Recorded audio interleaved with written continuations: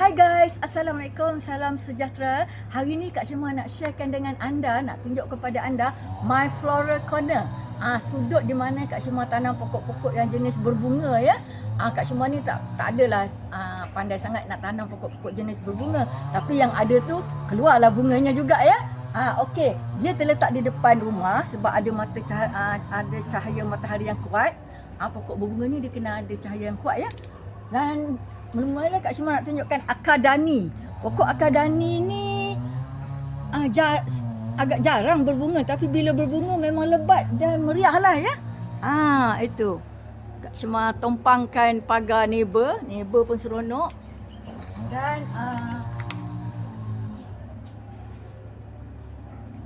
Dan juga pokok kembang bunga Cina ataupun gardenia, bau dia memang kuat. Dan di sini akar lemba ya, pokok akar lemba. Orkid lemba. Ini orkid lemba. Dia perlu tempat yang agak teduh sikit, jadi tanam atas tanah, terlindung sikit dari matahari. Dan juga ros kampung ya.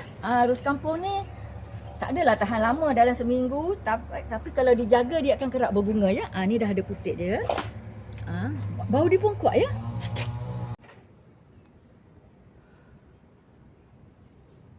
Ini bunga kertas, pokok kertas. Dan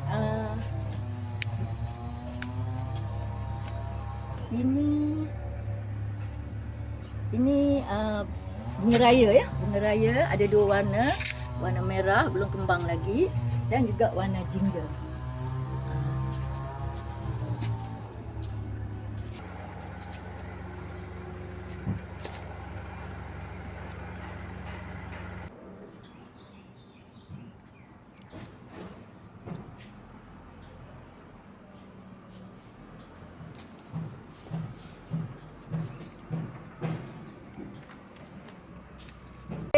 Itu dia dulu pokok-pokok jenis berbunga yang ada di rumah Kak Syamah.